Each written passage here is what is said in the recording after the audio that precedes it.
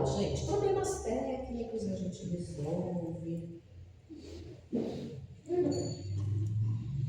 Todos bem? Ah, vocês acharam que eu ia perguntar, né? Gente, hoje eu resolvi misturar dois temas para a gente conversar. A gente já falou várias vezes sobre a fé, a gente já falou várias vezes sobre a oração, e por que não juntar tudo numa vez só? E para a gente poder começar um pouquinho falando sobre esse tema tão importante, eu vou trazer uma história para nós. Eu já nem gosto de trazer história, de contar história, né? Eu trouxe ela escrita, mas só para eu colar. Eu vou contar para vocês, porque eu quero que vocês se imaginem vivendo juntos essa história. Vamos voltar lá para o tempo de Jesus? Vamos voltar para as ruas das cidades da Galileia, da Judéia. Nesse momento a gente está chegando na cidade de Cafarnaum. Discípulos do Cristo, seguindo Jesus. Jesus vai à nossa frente e nós andamos ao lado daquela turba de pessoas, ao lado daqueles que se acotovelavam querendo ouvir Jesus, e nós seguimos o Mestre nesse caminho. Só que quando chegamos na cidade de Cafarnaum, percebemos que um grupo de pessoas vem até Jesus muito nervosos, muito preocupados, e dizem a Jesus que existe uma criança nessa cidade, um jovem rapaz, muito doente, que ele está acamado, que ele está com uma doença grave, que não sabem mais o que fazer para curá-lo. E Jesus, como é Jesus, se dirige, diz a essas pessoas: digam aonde está esse rapaz.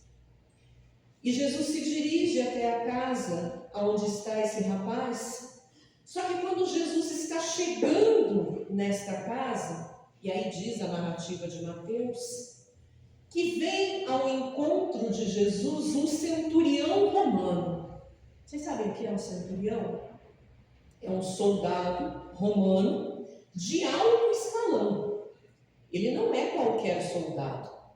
Ele era um dos líderes do exército romano. Ele era aquele que tinha poder dentre os romanos. E chega esse centurião até Jesus e fala: Senhor, Jesus é o meu servo, é o meu criado, é esse rapaz que está na cama, paralisado, moribundo, doente, em vias de morrer. E Jesus chega para ele com aquele olhar carinhoso, aquele olhar de paz, e diz a ele: vamos, me leve até onde está esse rapaz, que eu vou curá-lo. E aí, se alguém de vocês já teve alguma vez participando de uma missa, vai reconhecer a frase que esse centurião disse, porque ele olha para Jesus e diz: não, Senhor, eu não sou digno de que o Senhor entre na minha casa. Dize apenas uma palavra, que o meu criado será curado. Porque eu sei como funciona.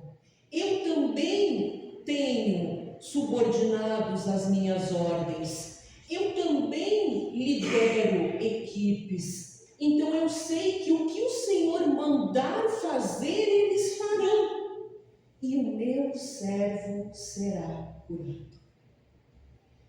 Naquele momento, Jesus para diante dele, vira-se para nós, que estamos atrás, observando toda essa situação, e diz: em verdade vos afirmo, estou lendo para falar para certinho de Jesus, que nem mesmo em Israel eu encontrei uma fé como esta. Em nenhum daqueles de vocês, que aí ele vira para nós e olha para nós, nenhum dos que me seguem, nenhum dos que até agora me ouviram, nenhum daqueles que me conhecem desde que eu nasci, demonstraram tamanha fé quanto este centurião romano, ateu, que não acreditava em Deus, que nem sabia da existência de Deus, que professava uma religião completamente diversa de tudo aquilo que Jesus pregava. Em nenhum momento até agora, em nenhum daqueles que estão me seguindo até agora, eu encontrei tamanha fé. E Jesus olha para o centurião e diz: que seja feito exatamente como você falou. O seu servo está curado, pode ir para casa. Para quem quiser ler, depois da minha interpretação pessoal, tendo Jesus entrado em Cafarnaum, apresentou-se-lhe um centurião implorando: Senhor, o meu criado jaz em casa, de cama, paralítico, sofrendo horrivelmente. Jesus lhe disse: eu irei curá-lo. Mas o centurião respondeu: não, Senhor, eu não sou digno de que entres na minha casa, mas apenas manda com uma palavra e o meu rapaz será curado. Pois também eu sou homem sujeito à autoridade. Tenho soldados às minhas ordens e digo a este: vai, e ele vai. E a outro: vem, e ele vem. E ao meu servo: faze isso, e ele faz. Ouvindo isso, admirou-se Jesus e disse aos que o seguiam: em verdade vos afirmo que nem mesmo em Israel achei fé como essa. Então disse Jesus ao centurião: vai-te e seja feito conforme a tua fé. E naquela mesma hora o servo foi curado. Jesus não olhou o servo. Jesus não tocou no servo. Nada, nem a sombra de Jesus, como a sombra de Pedro, tocava os doentes e curava, chegou até ele. Foi apenas a fé do centurião. Um homem que não seguia a religião, que não professava a religião, que não vivia aquilo, mas que acreditava de todo o seu coração. Que trazia com ele a certeza do poder e da autoridade de Jesus sobre tudo aquilo que estava acontecendo. E ele traz algo que é algo que nós hoje conseguimos compreender, porque a gente tem uma compreensão do que acontece no plano espiritual, do que acontece em todas as outras partes do mundo invisível. Porque ele olhou para Jesus e disse: eu também sou homem sujeito à autoridade. Ou seja, ele sabia que tinha alguém acima de Jesus, que Jesus também estava sujeito à autoridade de Deus. E ele falou: e eu tenho soldados e servos que fazem aquilo que eu digo, que fazem aquilo que eu peço e que eu mando. Então ele traz, na fé que ele trouxe dentro dele, todo esse mecanismo por detrás que a gente muitas vezes não percebe.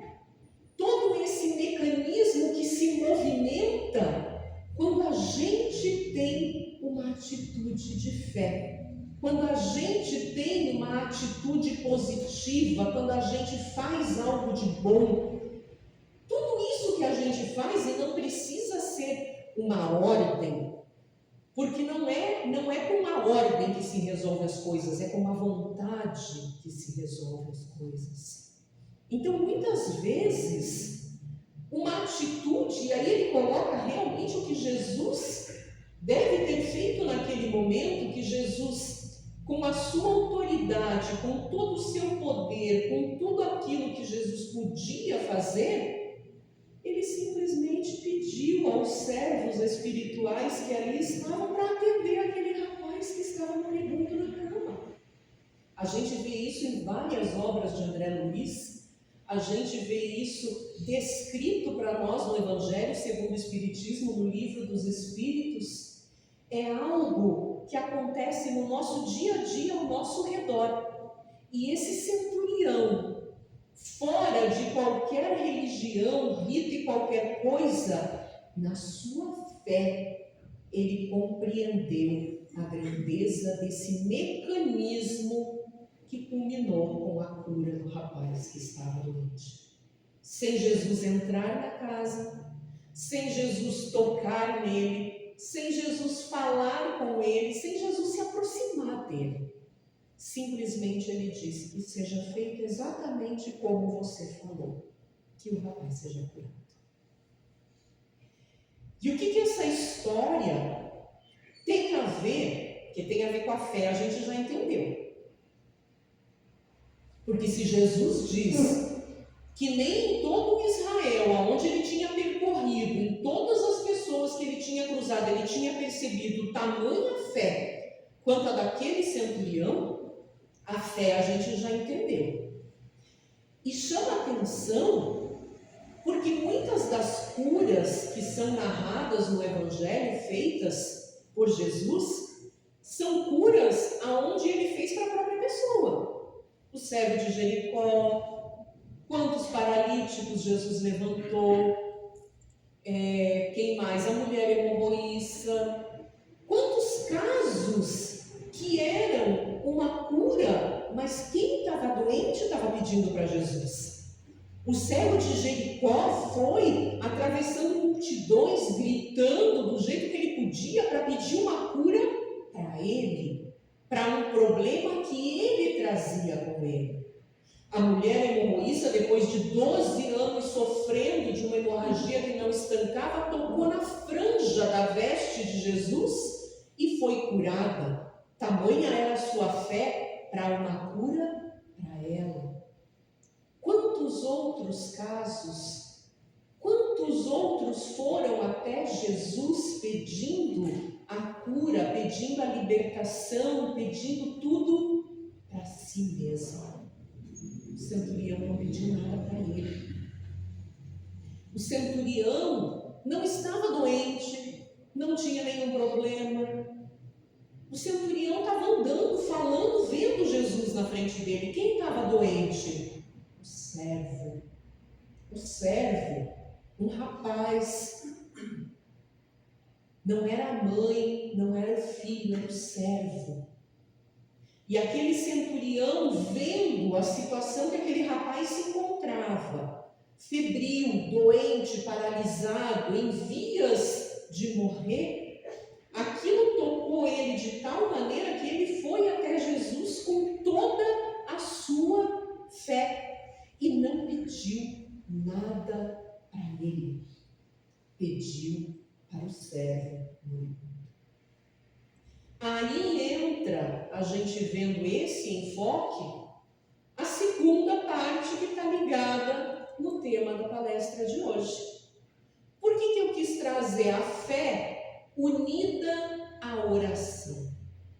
Porque a oração que a gente vai ver hoje não é uma oração por mim, não é uma oração pedindo nada para mim, é uma oração pedindo por aqueles que eu amo, por aqueles que precisam de mim, por aqueles que estão à minha volta e muitas vezes eu não tenho outra ferramenta para ajudar que não seja através da oração.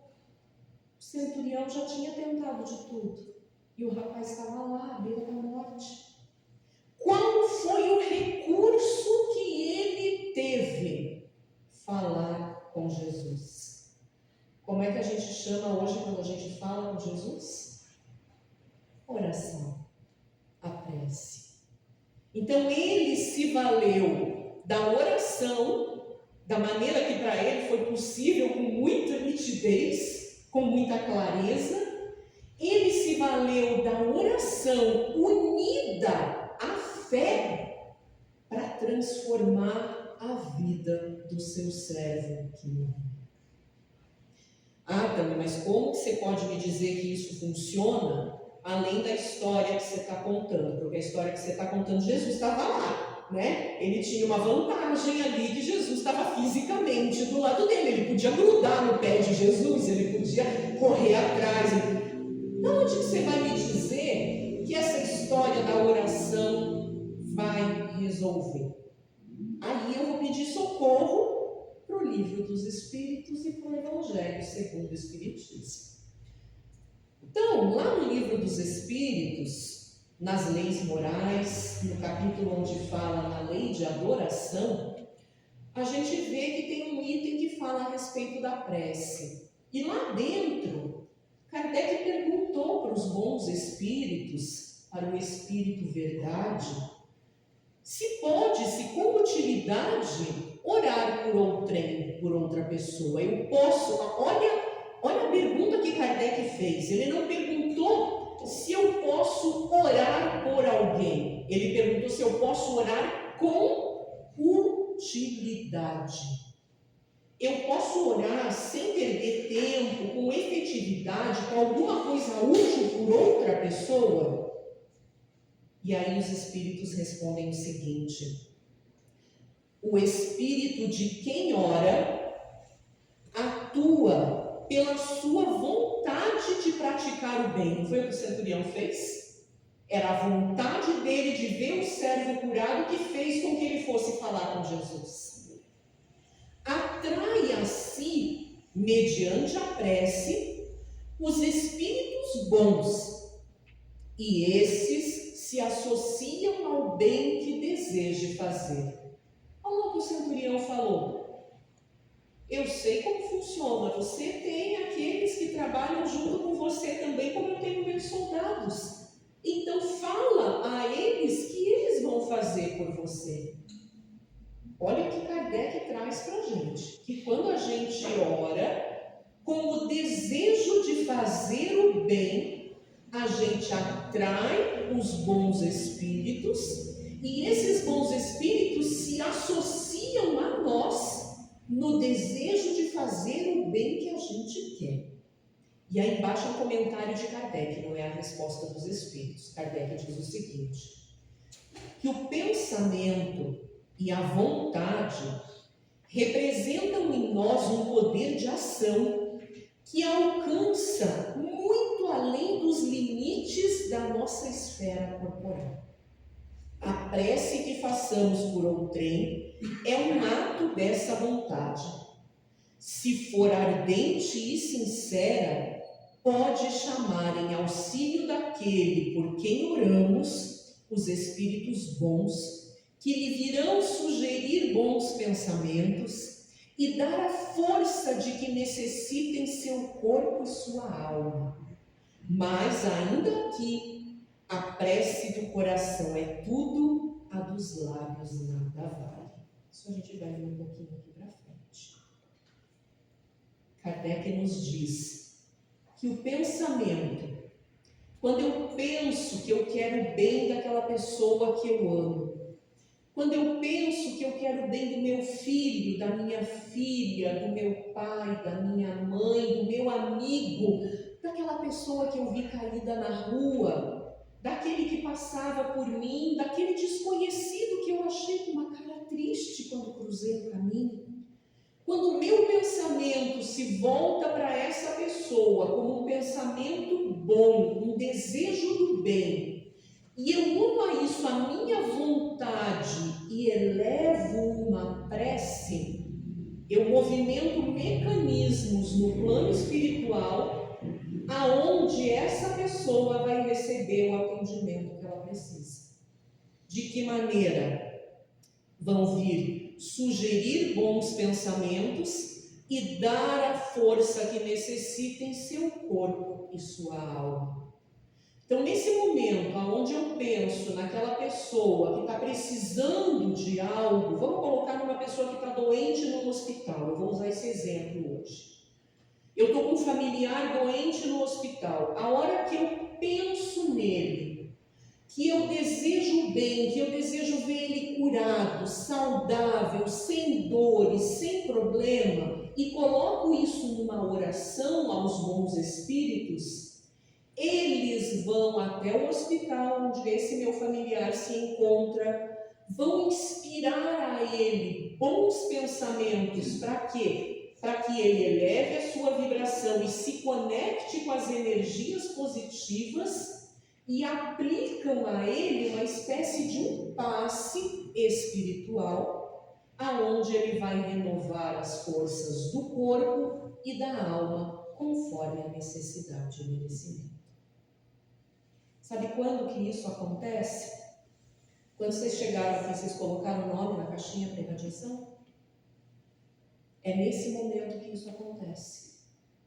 Quando eu pego um papelzinho ali e escrevo o nome daquela pessoa que eu amo, que está doente, que está passando por uma dificuldade, que está com um problema de ansiedade, com um problema na família, com um problema no emprego, ou quando eu simplesmente escrevo o nome daquele que eu amo, desejando bem, desejando que fique bem, desejando coisas boas, a equipe dos Amigos de Jesus, responsável por este trabalho, por este atendimento, através do teu pensamento, conecta-se a esta pessoa que você pensou e escreveu o nome no papel, vai até ela para lhe inspirar bons pensamentos, para lhe dar tranquilidade, para lhe passar fluidos benéficos, fluidos calmantes, para ajudar no tratamento médico, no tratamento psiquiátrico, psicológico, para fazer aquilo que eles podem fazer e que é necessário fazer. Vocês já tinham pensado quando vocês movimentam no plano espiritual escrevendo um nome no papelzinho? Quanto maior é depois do passe, naquele momento da irradiação à distância que a gente faz. Porque aí você não está só escrevendo o nome no papelzinho, aí você juntou as duas coisas. Aí você juntou o pensamento pela pessoa e a vontade através da prece, pedindo que os bons espíritos se direcionem até eles. Olha a grandeza disso, gente. Quando a gente fala que irradiação à distância é caridade na sua forma mais pura. É amor da forma aprendida por Jesus, movimentando as forças do plano espiritual. Olha a grandeza disso tudo. E tem gente que vai embora depois do passe. Não tem. Gente, quando vocês vêm para a casa espírita, vocês venham para aproveitar, para fazer o que vocês têm que fazer, já se programa, é 1h30, menos de 1h30 eu não vou voltar para casa. Senão a gente vai dar um passe correndo, a gente vai fazer uma irradiação mais ou menos, e aí vocês vão para casa para sentar na frente da televisão. Então aproveitem o que vocês podem. Vocês saíram de casa, vieram para cá, hoje o tempo está bom, semana que vem vai chover. Aproveitem o que vocês podem. Só que tem mais uma coisa nisso tudo. Até agora, a gente está falando da gente fazer a prece por aqueles que estão aqui, que estão doentes, que estão sofrendo. Mas a gente pode fazer essa prece do mesmo jeito que a gente está falando por outras pessoas. Lá do Livro dos Espíritos. Será útil que oremos pelos mortos e pelos espíritos sofredores? E nesse caso, olha a pergunta, como lhes podem as nossas preces proporcionar alívio e abreviar os sofrimentos? Têm elas o poder de abrandar a justiça de Deus? E aí os espíritos respondem, a prece não pode ter por efeito mudar os desígnios de Deus, então isso não muda. lei de causa e efeito, lei natural permanece, a justiça divina é a justiça divina. Eu posso fazer a prece, que eu fizer isso eu não mudo, mas a alma por quem se ora experimenta alívio, porque recebe assim um testemunho do interesse que inspira aquele que por ela pede. E também porque o desgraçado, que é aquele que está sofrendo a desgraça, sente sempre um refrigério quando encontra almas caridosas que se compadecem de suas dores. Por outro lado, mediante a prece, aquele que ora concita o desgraçado ao arrependimento e ao desejo de fazer o que é necessário para ser feliz. Nesse sentido, é que se lhe pode abreviar a pena, se por sua parte ele secunda a prece com a boa vontade.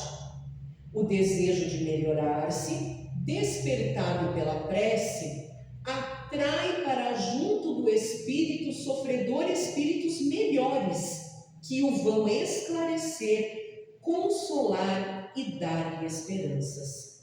Jesus orava pelas ovelhas desgarradas, mostrando-vos deste modo que culpados vos tornaríeis se não fizessem o mesmo pelos que mais necessitam das vossas preces.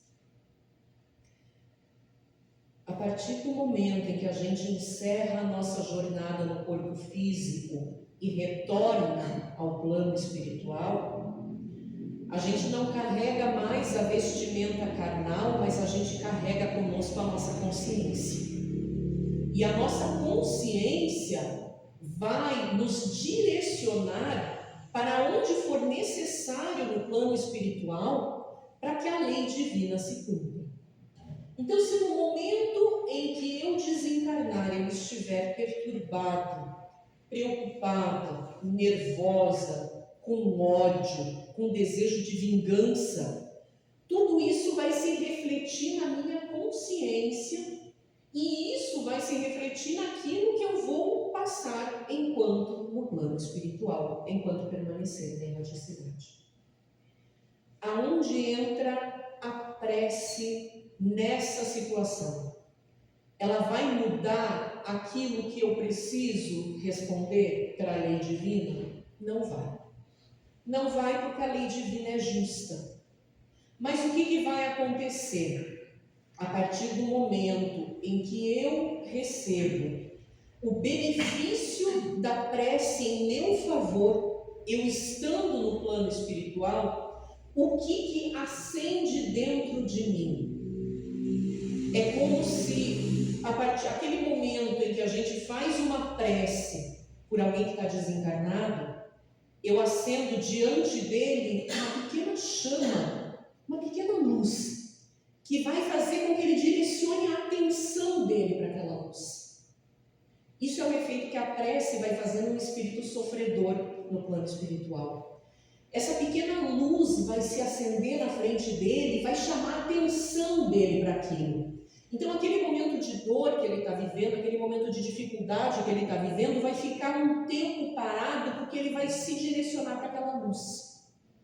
E aquela luz vai trazer consigo os bons espíritos, os mesmos que trabalham aqui, que viram o nome que eu coloquei no papelzinho, que foram atrás da pessoa desencarnada, e vêm até ele e vê em que ponto que ele está, se ele já consegue ser resgatado, se ele já consegue ouvir a voz dos bons espíritos, se ele já consegue ter consciência do momento onde ele está.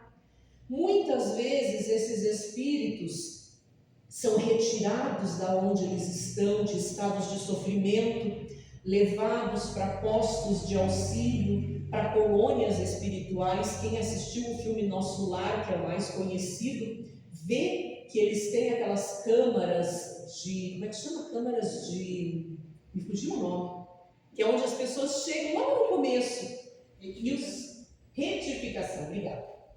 Essas câmaras é onde eles ficam, que é como se fosse uma grande enfermaria Maria e os espíritos são recebidos ali, mas ali eles já foram tirados do umbral, das trevas, do plano físico onde estavam ligados. Então, assim, isso tudo é efeito da prece.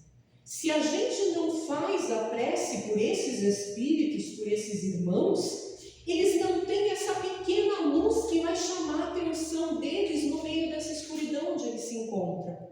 Eles não vão ter esse alerta que a minha prece vai fazer acontecer na frente deles.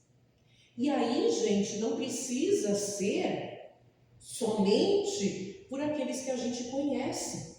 Você vê que aqui ele coloca que ele sente um refrigério quando encontra almas caridosas que se compadecem de suas dores.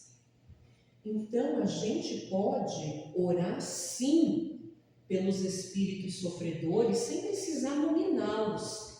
A gente pode pedir: Senhor, eu peço nesse momento por todos os espíritos que se encontram vagando pelo umbral. Peço por todos os espíritos que se encontram em trevas, por aqueles que se encontram em vales, por aqueles que estão perdidos, que não perceberam o estado em que se encontram. Como existem espíritos que desencarnam em tal perturbação que não percebem que desencarnaram, que chegam em casa e que ninguém responde, ninguém vê, ninguém fala, que entram em pânico, em desespero, porque não têm consciência do estado em que se encontram.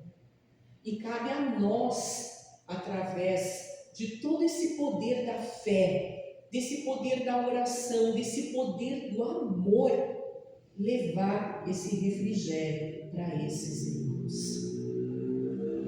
Para completar esse trecho do Livro dos Espíritos, eu trouxe lá do Evangelho segundo o Espiritismo, que fala do mesmo tema, e diz o seguinte: os espíritos sofredores reclamam preces, e estas lhes são proveitosas, porque verificando que há quem neles pense, menos abandonados se sentem, menos infelizes.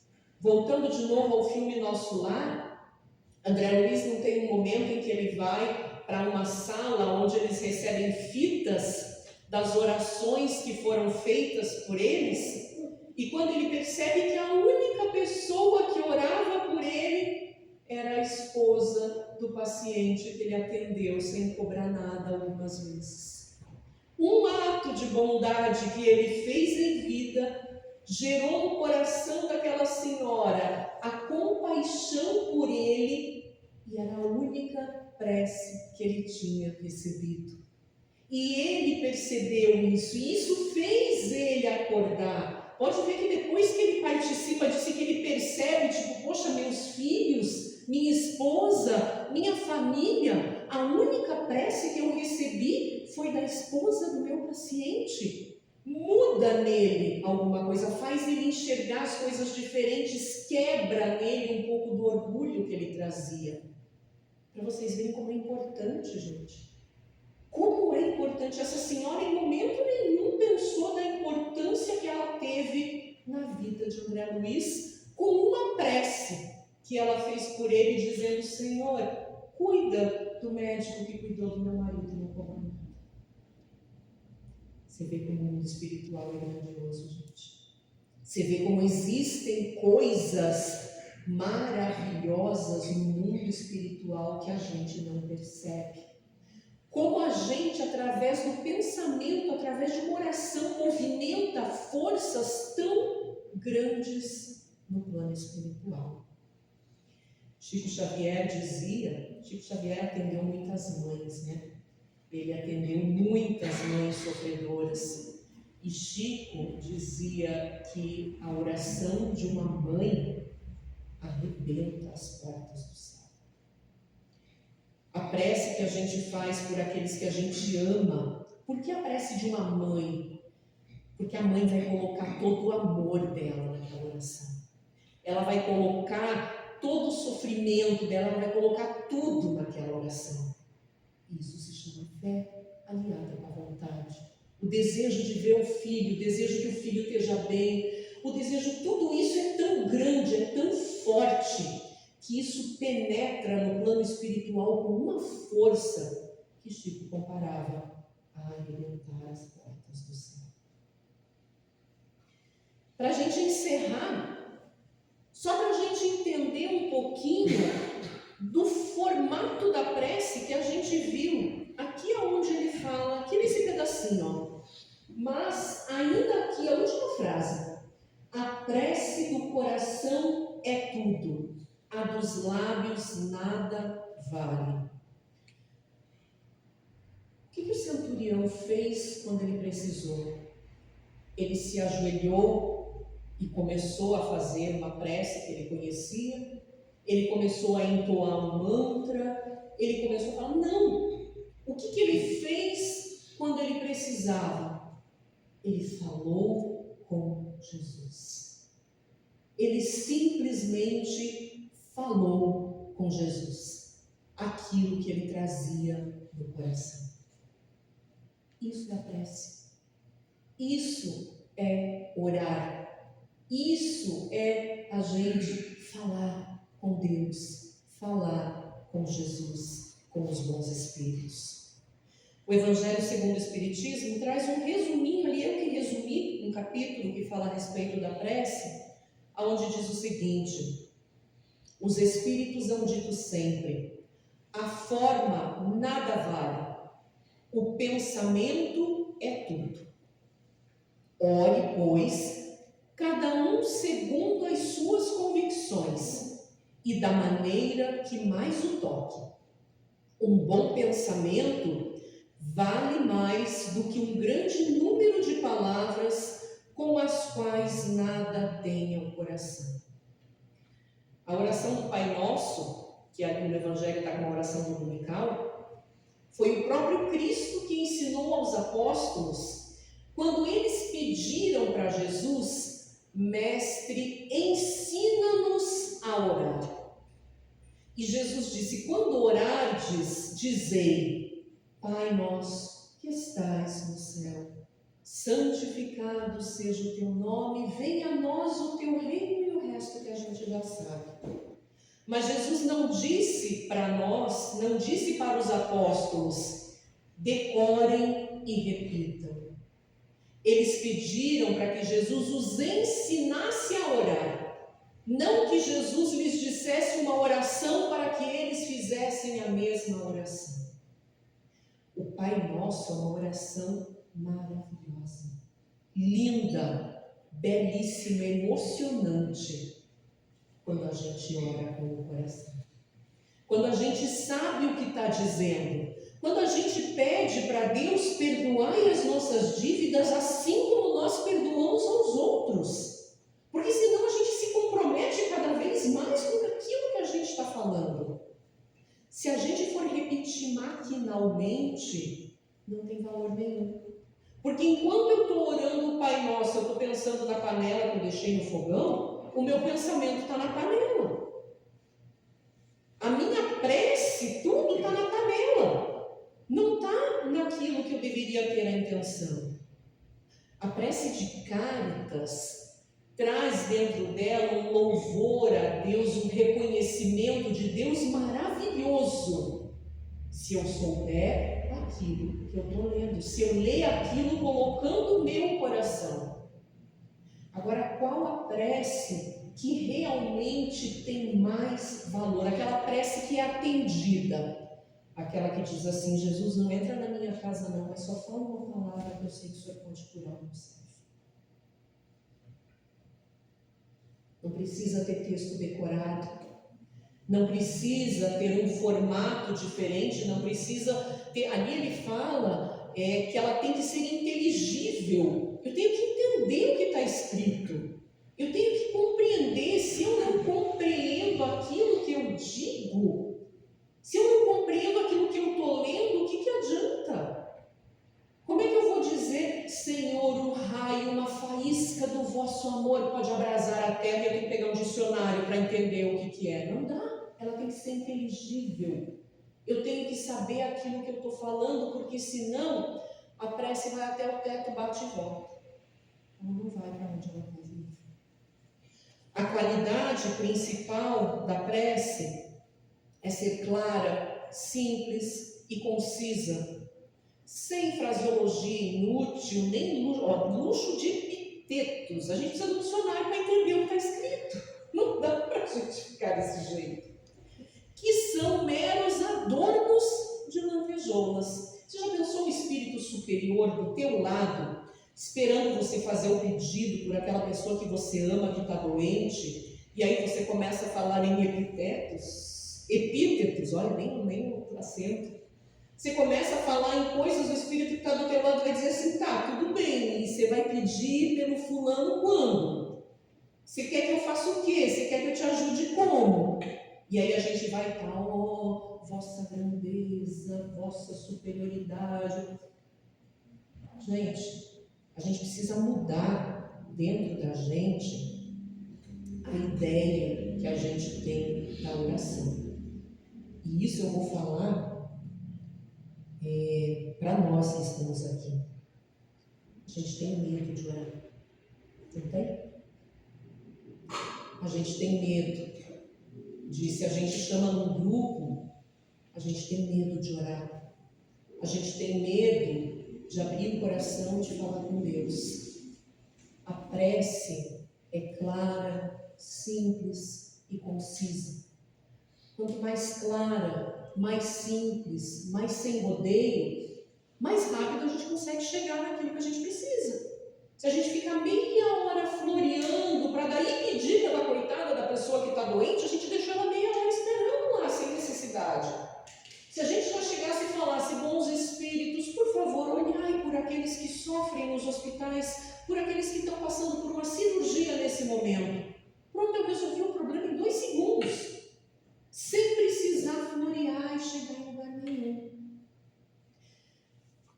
Então, para a gente finalizar, o que eu queria trazer hoje aqui é entender que essas duas coisas, a fé e a oração, caminham juntas.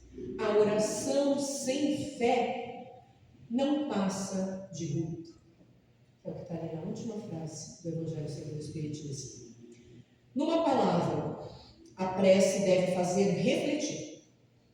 Somente sob essa condição pode a prece alcançar o seu objetivo. De outro modo, não passa de ruído. Quando a gente for escrever o nome no papel, quando a gente voltar do passe por pensar naqueles que a gente ama, encarnados e principalmente desencarnados, não distraiam o pensamento. Enquanto pegar o papel para escrever, não conversa com quem está do teu lado. Pega o papel, senta, escreve, pensando em cada um que você está colocando o nome no papel. Não era necessário a gente ter a caixinha e ter o papel. Por que a gente tem isso? Para que a gente pare e faça isso.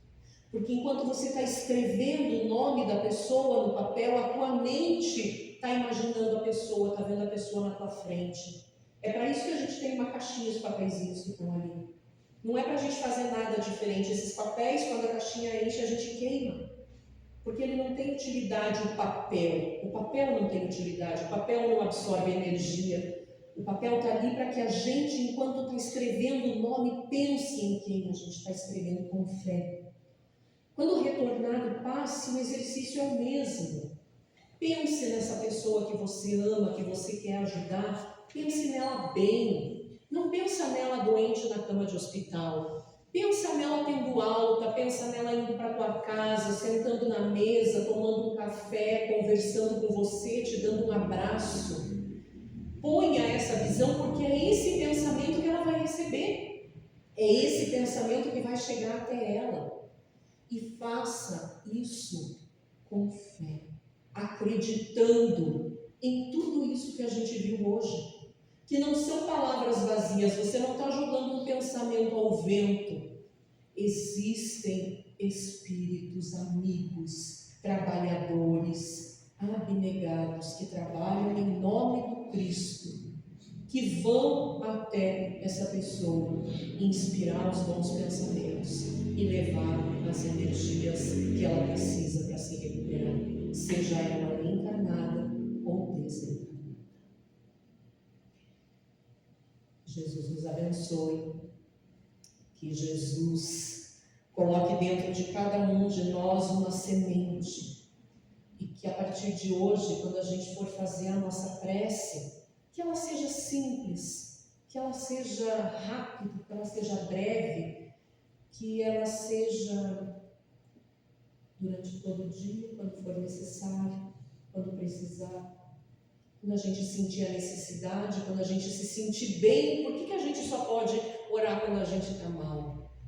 Que a gente possa orar quando a gente se sente bem, quando a gente acorda e está vivo, está respirando, quando a gente tem alimento na nossa mesa, quando a gente pode tomar água, quando a gente pode andar, quando a gente tem quem a gente ama do nosso lado, quando a gente pode olhar para alguém e dizer: eu te amo, eu estou do teu lado, eu estou com você. Que a gente possa colocar a prece, a oração, Deus no nosso dia a dia, a cada dia.